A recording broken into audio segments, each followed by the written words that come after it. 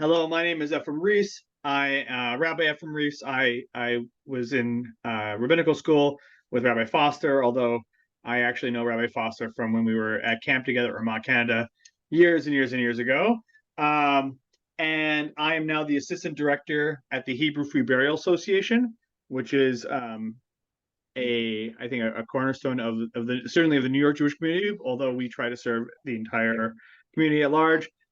We have been around since 1888 with the mission that no Jew should feel worried that if they die, they don't have money, that they can't get a proper burial. And so our real goal is to be able to provide burial for people in their times of need, in financial need. Burial usually is a time of need, but sadly, burial is expensive, and we want to make sure that anybody can get a proper burial. So we're going to have 4 sessions together, and I have divided up the sessions like this. Session 1, which is tonight, is end of life. We're going to actually go through 4 different sources kind of on end of life issues.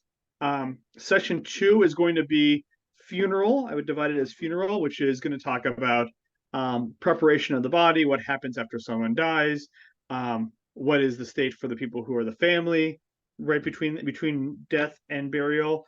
That's kind of the funeral time. Those pieces. Session 3 will be about burial. What are the customs? What are the traditions? What are the rules? What are some different thoughts on some of these rules? Like any good Jewish tradition, there's going to be some disagreements about things like that.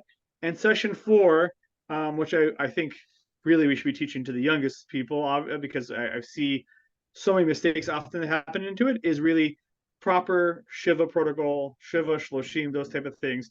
Both the person who is mourning, what is the expectation upon them, as well as when you go in and visit a Shiva house, what are those expectations that we should have, of what we should be, what's our decorum, what are we supposed to be doing. But tonight's we're going to be really end of life. And I also want to give space tonight to say we have 4 sessions together. So if there are things that people want to talk about, that you have an option to talk about those things. We have an option to have some of the conversations. So I saw someone already put in a message to me to talk about green burial. Does that mean, are you talking about human composting? Is that what green burial means? No. I'm talking about whatever they mean by green burial, but not cremation. Right. No casket, no vault, all that stuff. All right, so we have I think a green cemetery out near Youngstown or somewhere.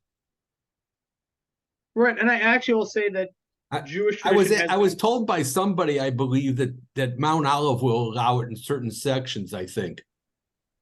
Right, and so we'll talk about a little bit in burial about the kind of the Jewish tradition as to what burial should look. Well, it's really going to be more in the funeral section where we're going to talk about some of the like tahara, the coffin, things like that. That really, it's actually fascinating. They've been green before green was a thing, and we'll talk a little bit about that.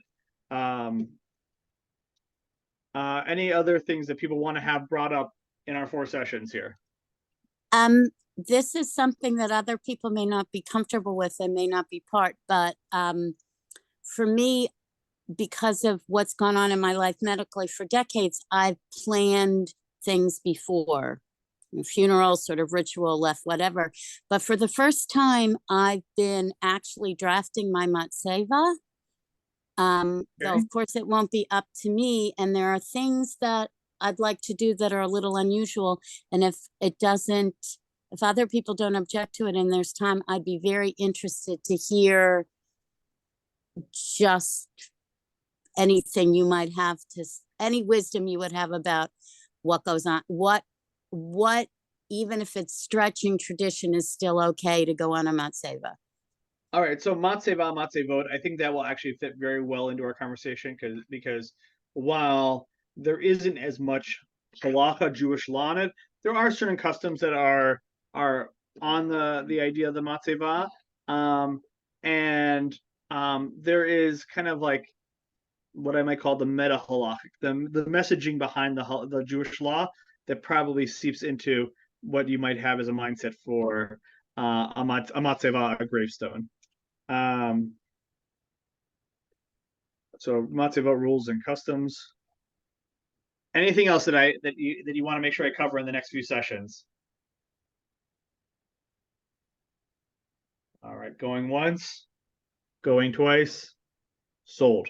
All right, so what I'm going to do is I'm going to share my source sheet here with you. And I want to preface the Talmud.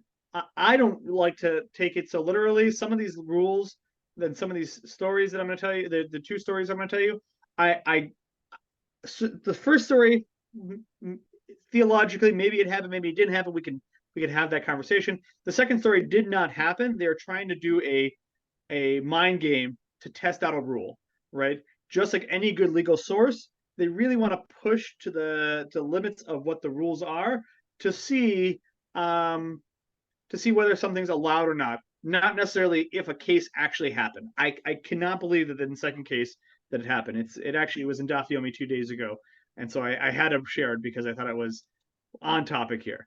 So let me pull up my end of life source sheet here. I'm just gonna sit on my screen here so I can still see everybody while I'm doing this. And I'm going to tell you the somewhat famous story of Rabbi Yehuda Anasi. So Rabbi Yehuda Anasi was the chief rabbi, right? He actually had a higher title. Like Nasi is the prince. He's like the rabbi prince, right? He's the highest rabbi in the time of the Mishnah. He's actually credited with putting together the Mishnah, everybody's opinions, and sewing it all together into one document. So we get the story of when he dies. And when I'm telling you the story, I want you to think, what can we learn from it? What can we take out from it? All right. So he's dying. And on the day that Rabbi Yehuda Nasi dies, they know he's about to die. And so the sages decree a fast. They say no one's allowed to eat, and they beg for mercy. They're like, anybody who's around, you need to pray, you need to pray, you need to pray. And they even say, if you tell us that he died, we're going to stab you with a sword. We really are so dedicated to the idea that he should stay alive for as long as possible. And his maidservant, she goes up to the roof, and she actually is seeing this a little bit differently. She sees Rabbi Yehuda Nasi in his suffering, and sees that there's a debate going on between heaven and earth. It's time for Rabbi Yehuda Hanasi, for Rabbi to ascend to heaven, and his students don't want to let him go. It's almost like he's in a tug of war match between the students who are praying so hard, keeping him alive through his prayer, and the people in Halom Haba who are asking for Yehuda Nasi to be able to be relinquished. And she asked this question: may it be the will? Is this really something that that the lower world should be able to take over what the upper world wants? Right? That they're fighting each other. If God wants Yehuda Nasi to die, shouldn't he be allowed to die? And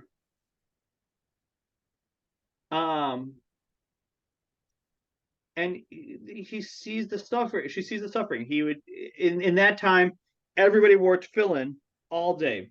That was the practice. That you didn't just wear it for tefillah, morning until night.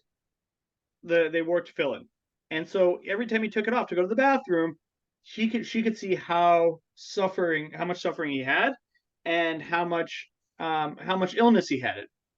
And so she begs, "Hey God, let him die. Let him finally die and not be in the suffering." And meanwhile, the sages would not be silent. They kept on praying for his life, saying, keeping him alive. And she finally gets fed up with it. And she takes here, I'll even highlight it here. She takes a jug to the roof and took it to the roof and threw it on the ground. And what happens? All the sages hear this crash of the jar. They all look outside, and they are silent. They stop their prayer, and they stop begging for mercy. and Rabbi Yehuda Nasi dies. Right? And the sages say, what's going on? They ask. And now there's this whole issue. It's kind of like a little side thing where he can't say he died. Because remember, they told us, if you say he died, we're going to go stab you with a sword. So he goes over, he tears his clothing. And this last line that the angels cry over the righteous, that they were able to take him. And there's a whole added piece that I don't really need to read about, but it's this idea that he's able to ascend to heaven, and he enters in peace, and they rest in their beds, right? Meaning, okay, so they fought very hard for his prayer, his death, to keep him alive. The maid distracts him, he dies, and the idea is that God is actually happy with it, that he entered in peace. Seems like it's a good thing. So my question to you, hearing this story, is so what is this? How is this useful for me in today's world? What does this seem like a similar story to today's world? There is a time to die. All right, so there's a time to die. In other words, it's okay when you are sick. It's possible to let go. Right, it's time to let go sometimes. All right, Ruth, I see your hands raised. I hear it like hospice. When somebody there's a little bit of a hospice piece here, and I actually think that we should be very mindful. Does she actually kill Yehuda Hanasi? She does not kill him, but she sees that he's suffering so much. Let go already. Let him die. So now we do it with hospice. All right, so I like the language you put. It's let him die, right? It's passive. It's a passive term. It's not about actively doing something, and we're going to see that in the next source. It's really about something passive. Anybody else? Any other thoughts that we have on this story? I was going to say that there's at some point you either don't add additional or you remove extraordinary measures. Right. And I think that there is a piece of extraordinary measure. Like obviously these rabbis have really great tefillah. They're able to keep people alive with their tefillah.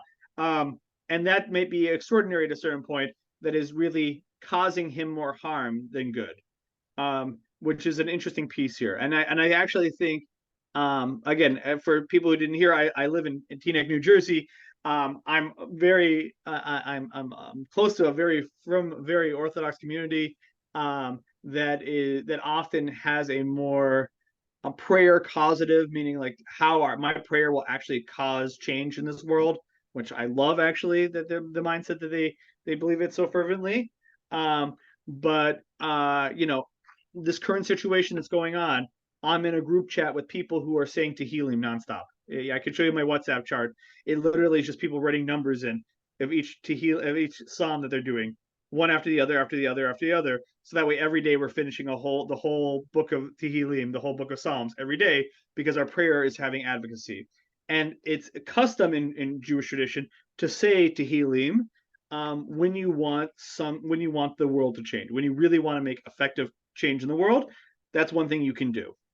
And I was talking to a Rabbi Talbis, who talked about saying Tehillim when someone's sick, and how someone said they started reinterpreting what it meant for healing. Right, that person realized that this loved one was not going to live forever, was in a lot of suffering, and at a certain point, the Tehillim, the intention of the prayers in the Tehillim that they were saying, changed from, I want this person to get full recovery in a bodily sense, to full recovery spiritually, I guess, in the idea that they're not going to live forever, so at least let's let this end painlessly, right? And the prayer kind of changed in their mindset. And I think that this kind of plays to it too, is sometimes we need to look at the bigger piece and say, okay, we need to say, what are our goals here? At a certain point, is the goal always prolonging the life? And I mean, there's definitely some cases to say it is. I've experienced. I used to have a pulpit in Florida. I see the two hands raised, where I was visiting a patient, a congregant of mine, who was 98 years old, and I went to the hospital and I sat with her, and they said, they said I need a surgery, and I said, okay, so you're gonna take the surgery? She goes, the side effects seem really bad, and I've lived a really good life, and I think I'm gonna spend this last year of my life. They said I'm gonna have a year left, spending time with my family, showing love and showing care. And it was a eye-opening experience for me to be like, oh, maybe that is a choice that is available, to live a meaningful life in that last year, rather than have a lot of pain and suffering in that last year on the chance that she could live 3 more years. I don't I certainly couldn't blame her in that moment for having that mindset, and it was very powerful to hear a person be so content with their life. Okay, I see two hands up. Sheila, is there something you would like to? I have two things to say. Sure. I know my husband would very often tell people, go leave the room already. The person obviously wants to die, and you're preventing him from dying. And I know I found myself in the end saying that to my husband. It's okay. I mean, he was already pretty much unconscious, but I was afraid he was just schlepping it on. And I knew that he didn't want to schlep it on. That was one thing. The second thing is about the Tehillim. I am ashamed to say, but I used to make fun of people who said Tehillim all day long. That's all they were doing, is sitting there saying Tehillim. Well, I sat with my husband 24/7. I never, I mean, I occasionally went out, but I never went home for the while he was in the hospital. And I would take books to read, but at the end, I couldn't even read the books. And what I understood, and I suddenly realized the value of Tehillim. What they are is a mantra. You're keeping your mind busy. It's not so much. I mean, for me, okay, it wasn't, and I didn't do it, by the way, but it wasn't so much for him, but it was to keep my mind occupied, so I didn't really think of what was happening in front of me. Right.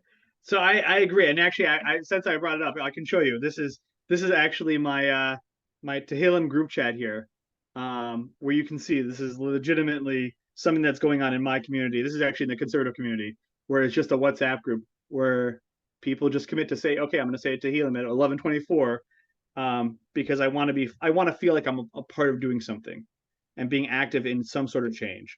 And I do definitely think that there is some power to this. But you're All saying right, the power. Ron, you have your hand But raised. you're saying the power is for that person. See, So that's not I what don't. I'm saying.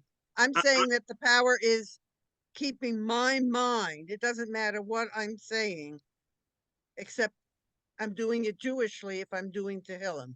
So I think that it's. I was not a believer in Tehillim, and I've started joining these groups. I actually started uh 2 years ago at this point. Maybe it's 3 years ago. No, I think it's 2 years ago. I have a friend who unfortunately was diagnosed with terminal brain cancer, and people in the community got around him and rallied around. And one of the things they were very big on was, let's have a Tehillim group chat. And I don't, I can't be like so theologically narrow to say, oh, it was definitely effective, and like someone who should have died in 3 months is still alive 2 years later. But it did feel powerful to be a part of a group trying to do something, whether it was effective or not. Right. So I do think, yeah, it's reflective to me. And now when I'm on this one for Israel, I got to tell you, some of the Tehillim, when you read them in the context of what happened 54 days ago, Yeah, it's amazing. it really rings true. And you were like, wow, this is really insightful.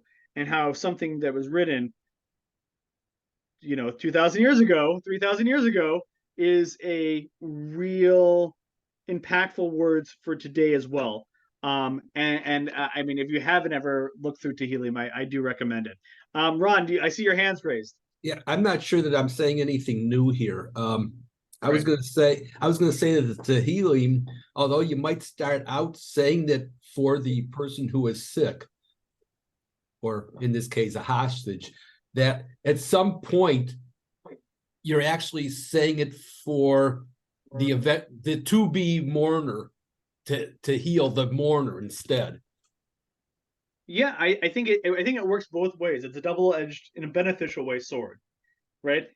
I think there is power to saying that we are together working for someone, and I mean, listen, even if you want to not believe in the efficacy of prayer, which I know some people have struggles with, there is a feeling that I think is kind of similar to maybe the placebo effect, where if you feel like someone's really doing something for your care, if you feel that love embrace, if you feel something is someone's giving you spiritual medicine, that there might be effect to it. And I also think back to you, there is a power to say, I feel like, I mean, listen, I'll speak for myself. I am a very big Zionist. When I talk about Israel pieces, I volunteered for an ambulance when I was in college in Israel, and I felt the first few weeks of like, I am helpless here. I kind of give tons of tzedakah, but I can't like do anything. And Tehillim started being an outlet for me to say, maybe I can give my kavanah, my intention, to something, and that became something powerful for me. So I want to move on to the next story because the next story is fascinating. It happened 2 days ago at Daf Yomi, or yesterday in Daf Yomi. For those who don't know what Daf Yomi is, there's a custom to study a page of Talmud every day. It takes you 7.5 years then to finish the entire Talmud. And so I was studying it yesterday, and I was like, oh, how can I not put this in here? It's good stuff. As the person I learn with, it's geschmack. It's great stuff. So I want to preface, this is not a real case that happened, but they're trying to figure out, this is all about damages. So let me share my text here, and I'll explain. The original case that's going on is if a person drops a vase, right? Just like we had in the last story. They drop a vase, and while it's on the ground, while it's falling to the ground, another person takes a bat out and hits it in the air. Who broke the vase? Is it the person who dropped the vase, or is it the person who hit it with the bat? Right? If you drop a vase down 3 floors, a 3-flight building, it's going to break.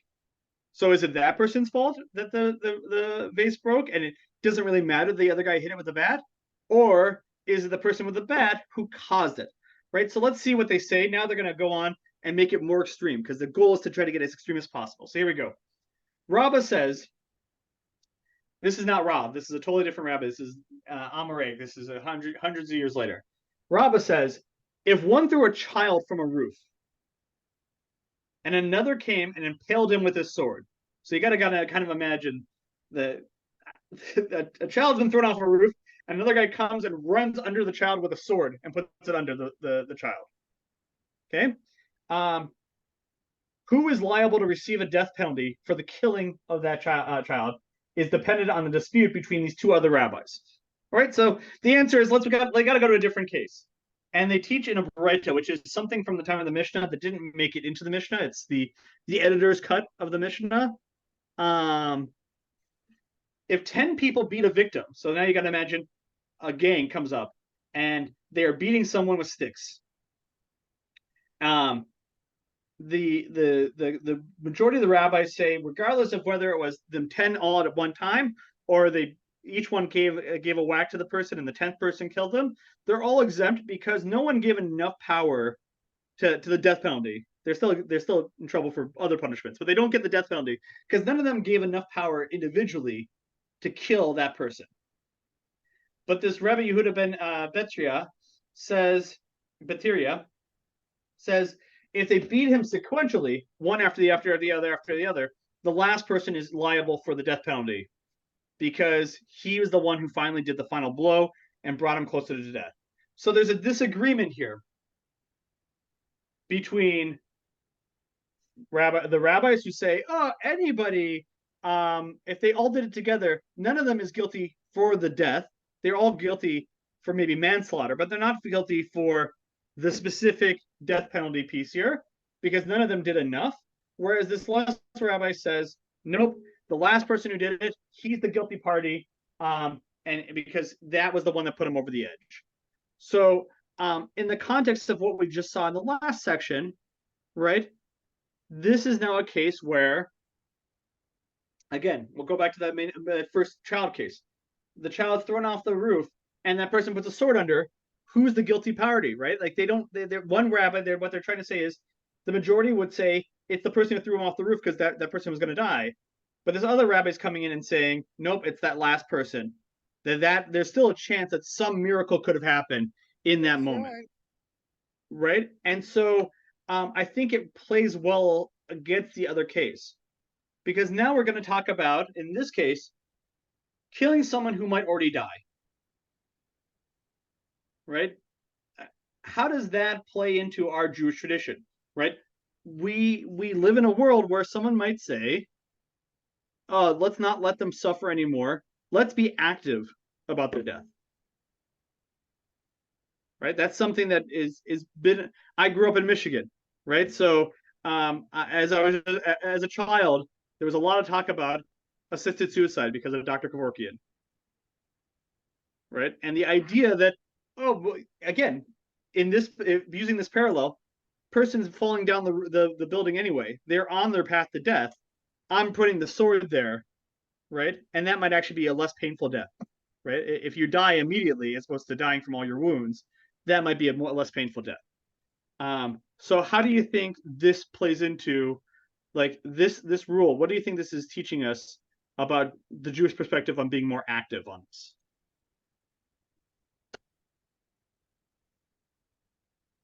It's saying the person who gives him the medicine is the one who's guilty of killing him, which would be right. At least according to one of the rabbis, right? We're a little blank here. One of the some of the rabbis might say that person who threw him is the innocent part, is the guilty party. But certainly there is a real piece of you can't actually, like, there's still damages to be done. There's still some problem with this case here. So yeah, I think that I agree that there needs to be what you had mentioned earlier, Sheila, this passive, not active, right? We have this exact same thing with the blacks who were killed by the police, where like 5 of them are ganging up on the one guy. Well, who is guilty of having actually killed him? Like the one right, guy and that's putting his foot on the guy's neck. I mean, of course, that was, I guess, they weren't doing the same thing. So that one thing right. is more likely to kill him than the others. Right, and just to be clear, this text is not make saying the first step. You don't know if that person is going to die. You don't know that kid, even from 6 floors up, is not going to survive. That someone isn't down there to pick him up or whatever. right, and actually the text goes into this whole case then of like a similar case, right? Because this is what the Talmud does, of a person who wind blows and falls them off a roof. They fall off the roof because the wind blew, and there's a pillow. There are pillows below the person. If you come and clean up the pillows before that person lands on the ground, are you guilty of murder or not? Not really. Right. Well, that's the challenge that they're trying to figure out. Where does the damage really lie, right? Because if you fall off a roof because the wind blew, that's no one's fault, right? That's an act of God that knocked someone off the roof. If someone takes the pillows that are going to save that person, or if you want to put a modern thing, a trampoline, if they're thinking about it almost like as a Wile E. Coyote cartoon, right? There's the trampoline that's sitting right below them. If you pull that trampoline away, do you have blame for that person's death? If you pull it away at that moment, in other words, if you see the people are up on the roof and you move the pillows or you move the trampoline, then to me, you were at least partly guilty for their death because Right. you didn't, there was something provided. Probably can make the same case with fire if there's a landlord who knows there's something damage, a problem in the Yeah. house and he doesn't fix it and it's going to lead to somebody's death. I mean, that's what's going on right here. I see two hands raised, and I want to get to them.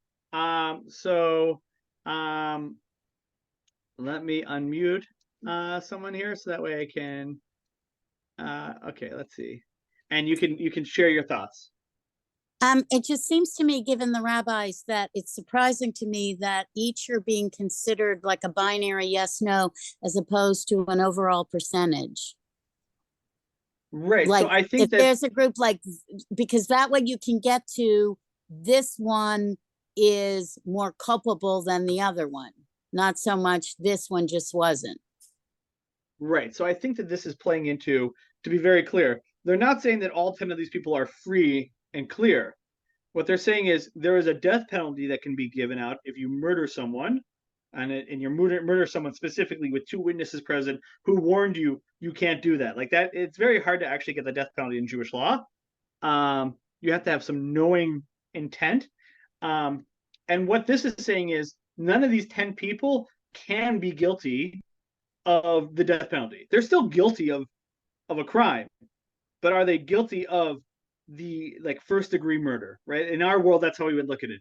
Is this, if you are part of a group, does that count in the same way as in the individual? Which is kind of scary, actually, in our world to think of that the mob mentality somehow gives you a pass. But at least according to these rabbis, you're guilty. You're just not guilty of the highest crime. You couldn't have done it on your own, and so therefore you can't get the highest level of punishment. Ron, do you have something you wanna add? Yeah, I'm not sure where this fits in, if it fits in at all, but I was thinking about limited resources. You got five people on the roof that are going to get pushed off. You're down on the ground, you have 3 pillows. And you arrange the pillows to save 3 of them. Did you kill the other 2? Are you guilty of murder of the other 2?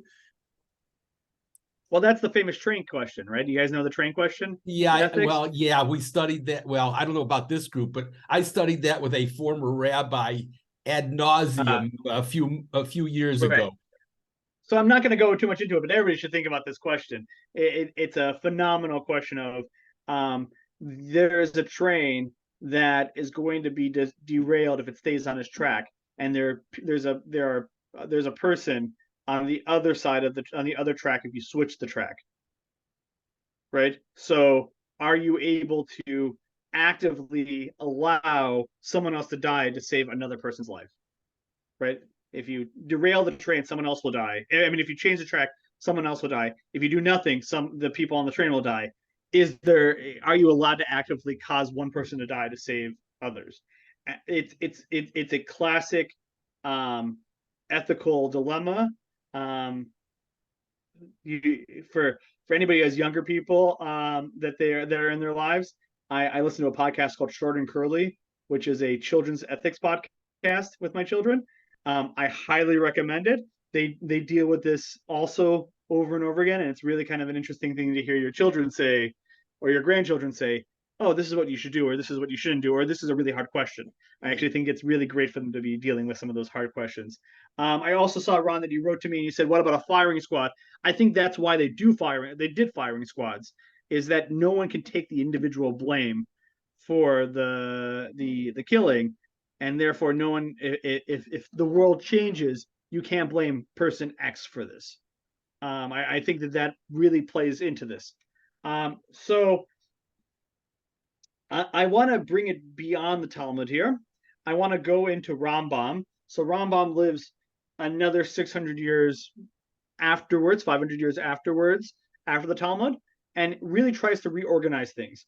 And there are really 2 concepts that he really brings in that I think talk about how we deal with people in the end of their life.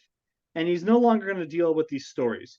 So the first one I actually learned a few months ago, and it stuck in my head. I was like, I have to share this with people when I talk about death. It's what's called a shchiv meirah.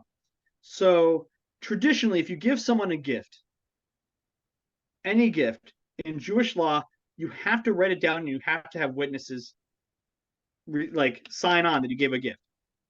We don't want a case where if I give you this pen, right, and you say no, you say okay, I gave it, and then later I say I wanted it back.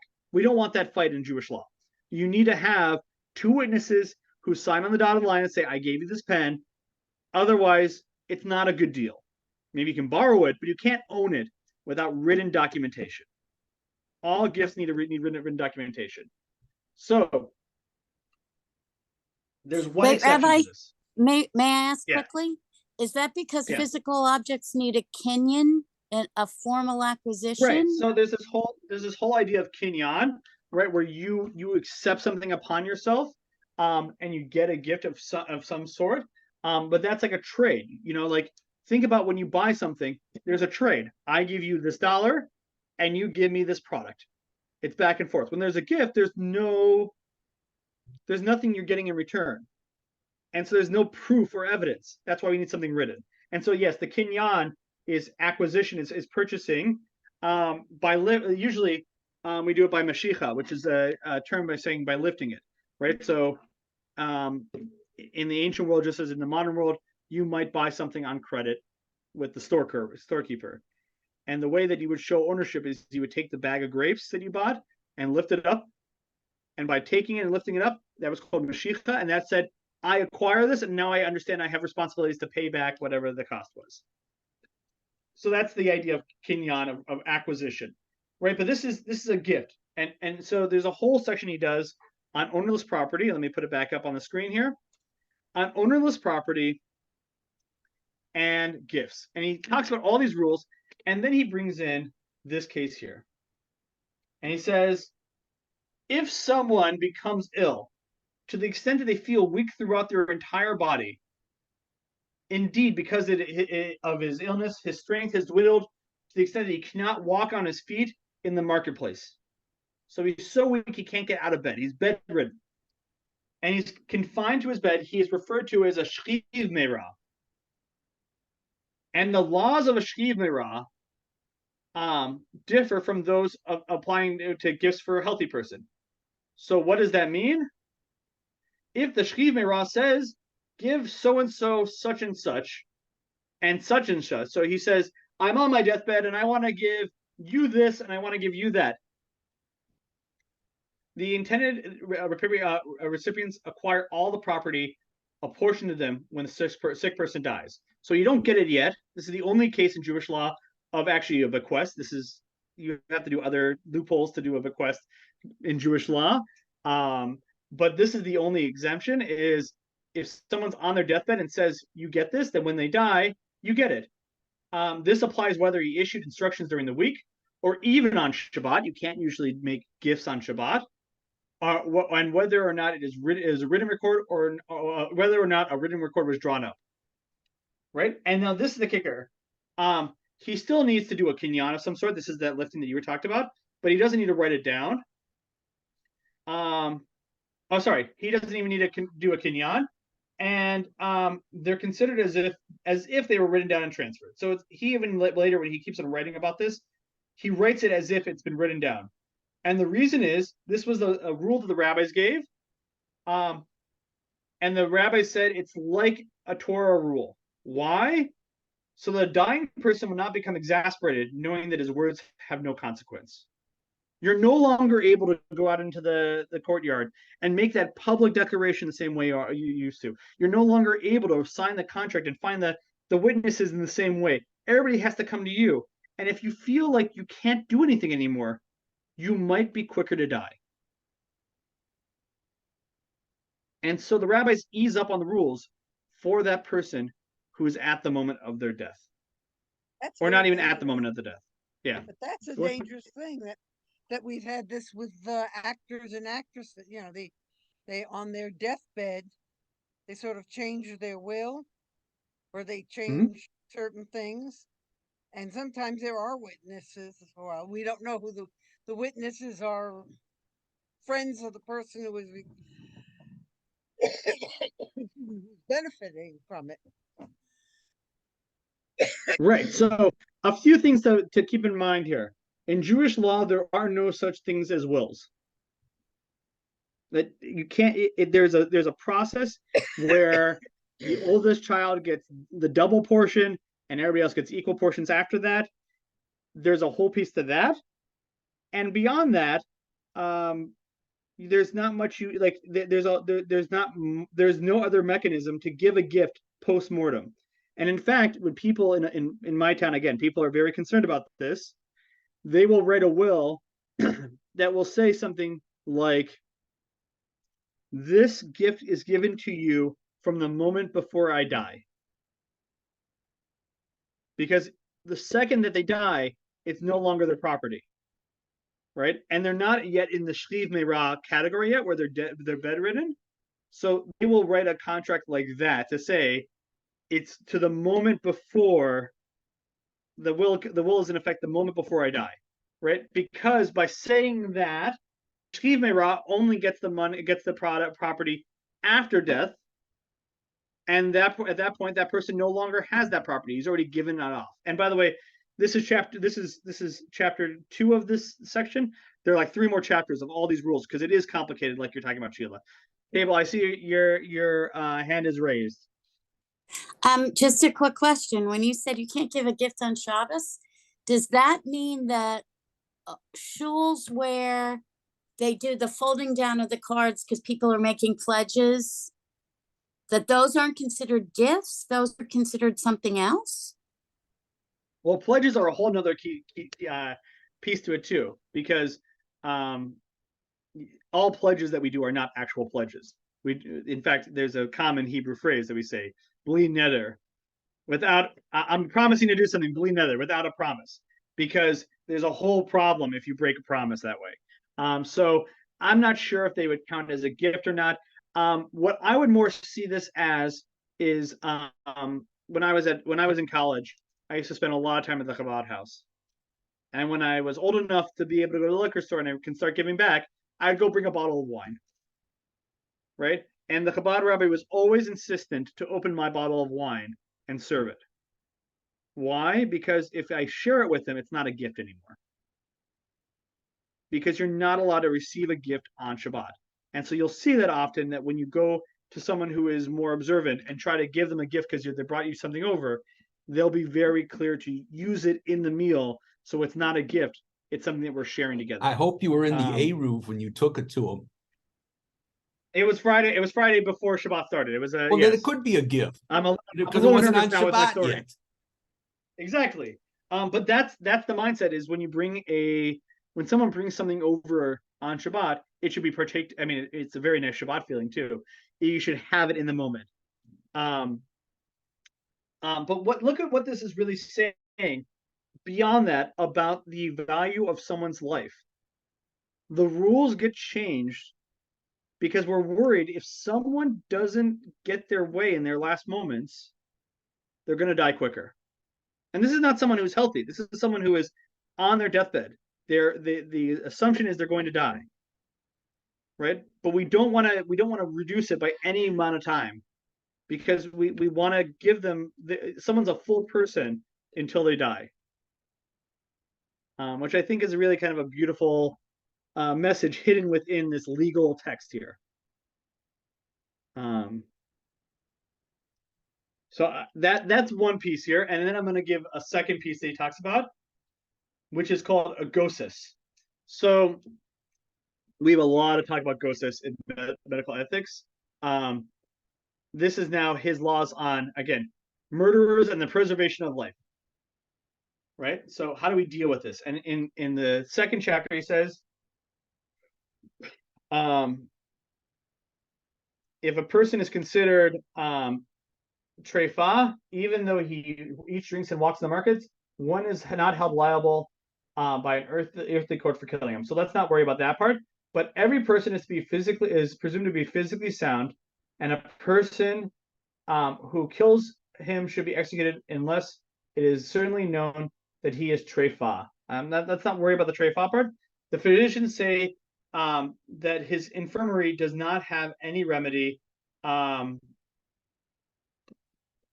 and the physicians say that unless it is certainly known that someone is a trefa, and the physicians say his infirmary does not have any remedy for humans. It will surely cause his death if no other factor does first. So I think I actually picked the wrong part here. I apologize, but this idea of goses, which I not in this section, which I thought I took the wrong thing. I think maybe I took 8 instead of 7. A goses is someone who is on their deathbed who is not responsive anymore. So I'm ignore this text here.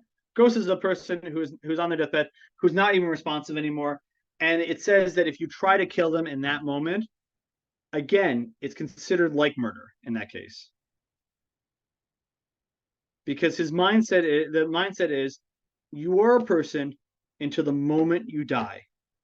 And you cannot try to again kill someone in order to speed up their death, right? And so there's a lot of talk again about what we talked about earlier about, so what does that mean? Modern ethics, right? When I was a kid and my father was dying, there was a whole piece about he was in a lot of pain. And so what do you do in the hospital when you're in a lot of pain? You give him morphine. The downside of morphine is it's going to affect his breathing. This was at the point where we knew he was not going to be able to be this. There was no end in a successful end where he was going to live from this illness. We gave him the morphine. The goal wasn't to speed up his death. The goal was to let him not have pain. And if that sped up his death, so be it. That wasn't what we were treating anymore. It gets back to that hospice mindset here, right? Our goal is not to try to make someone die quicker if someone's in hospice. Our goal is to make sure that they don't feel pain. We're now doing pain treatment. We're not doing end of life treatment. And so I think that kind of plays a piece in how we treat people, right? And we need to be mindful of those things. And it becomes really tricky over and over again as modern science advances, right? The case that I remember from rabbinical school talking in an ethics class about a person who is on a breathing machine and is brain dead, right? It's now really hard to take them off that breathing machine because now you can't really say you're doing it to ease a pain. You're actively taking someone off the pain. You're actively killing someone. Becomes a little bit more tense, right? And there are loopholes that people have built in, and that's why I'm someone who actually loves loopholes because they allow us to try to figure out some of these things, right? Whether you give a space where you're not turning it off, but it pauses for enough time that you could end up causing the death, right? Where it will come back on after a certain amount of time, so that way you're not ending it, you're making a pause. But these are things that end up having questions over and over again, right? I would say the most challenging of these places, and the one that was the hardest to deal with, certainly when the science came out, was heart transplants, right? Someone is living. Usually, you want to keep the heart pumping for as long as possible until the moment of death. And the second you take out someone's heart, you have actively stopped them from living. And so it becomes a real challenge how you can do it. And there are ways to do it. There's a whole halachic system. There's tons of literature being done about it. But it all comes back to this idea that at its essence is every person is treated as a full person until the moment they die. So I threw a lot of stuff out here in this last section. I want to see if people have time because we have 9 minutes left here for thoughts, for reflection. Sheila, yes? Yeah, we had a friend who was a surgeon at Shari Tzedek Hospital in Jerusalem, And he said, and this was, God knows, this was in the early 90s. And he said, well, lazy me, we do have to clean the IVs, the tubes. And Right. so in the time that it was being cleaned, that can happen, right? That's your loophole. That and he is was your Orthodox, but well, he was conservative, but conservative Orthodox. I mean, right. He was observant. he was He was- observant. He In, was in your example though, wouldn't you just put in a second one before you take out the first one? you an wouldn't IV. clean Yes, it but- probably. And the Right. same thing with the But heart. I guess the I mean, you point may is, remove the heart, but you put them on a heart machine before you remove the heart.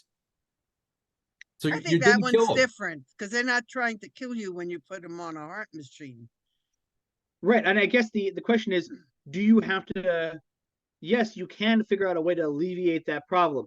Do you need to do that second step to alleviate that problem if the goal is actually like the silent part, like without saying the silent part out loud, that you're actually trying to end this person's life, but you can't actually do it, right? If that makes sense. You're not actually Yeah. allowed to do it, so you're figuring out another way around it, right? But that becomes a real hard thing. Same with feeding tubes.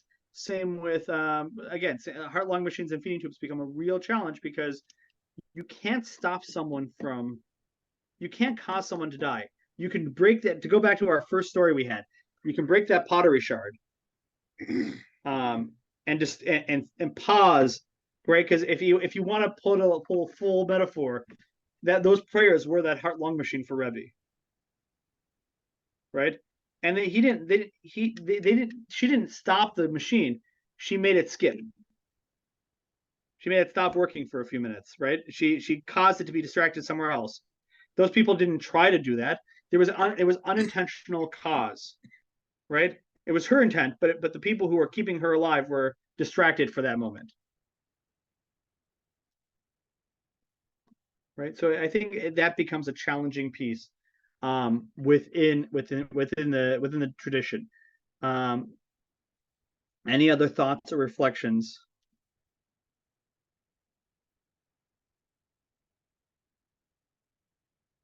All right, so from here, what we're going to go on to, and then I'll just give you a little bit of this idea is people are treated with a certain level of respect and dignity, and I think that respect and dignity is going to be seen again now that this person has died, right? Our hypothetical person that we were talking about over and over again, that we gave them, we broke the rules of Jewish legal system to allow them to stay alive longer.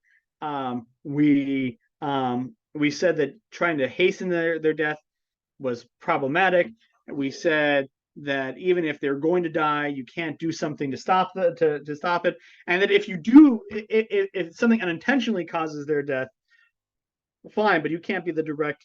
Has to be indirect, not direct things, because we care about the dignity of someone's life, and a person has full personhood until the moment they die. Now we're going to see how we treat a person in those final moments. So the next session is really going to deal with, so what happens? This person died. Now, what are the moments here from Tachrichin, which I'm the rare person who can go back to his office and bring a set of Tachrichin. I'm going to show you a set of Tachrichin so you guys can see. Tachrichin are the death shrouds. You can see actually what they look like in the next session. We'll talk about the Chevra Kadisha. We'll talk about the custom for a shomer. We'll talk about the Aron and really what that means, right? Like the idea that we were buried in an Aron, and what an Aron, what are the halachic parameters of Aron, and that way we'll be able to really go through that whole section before we then go and do burial for this hypothetical person, and we can really understand the intentionality of every step of the way for death and how we treat people in their death.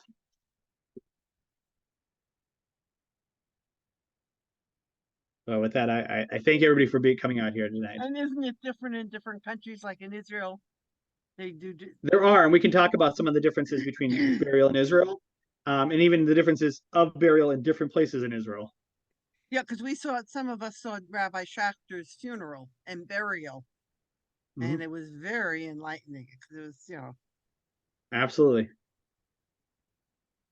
All right. Well, thank you all for Good. joining me tonight. Thank you, Shabbat Rabbi shalom, Yasher Reis. koach. I want to encourage everyone to bring questions if there are any questions in the future. Just a reminder that Rabbi Reis is meeting next Thursday. I do know it's the first night of Hanukkah, but be after candle lighting, hopefully, December It's going to be 7th. lit. What? I said it's going to be lit. It will be My lit. session will be lit. But December 7th and then December 14th. And then there's going to be a couple of week hiatus over kind of the winter break time. And then we'll have a final session January 4th, all on Zoom at 7:30. And if you didn't see, we then have another Zoom series over January and February with Rabbi Jeremy Marquise. So you can check out publicity. But thank you, Rabbi Reis. It's great to have you with us and great to have everyone here this evening. Thank you all for joining me tonight.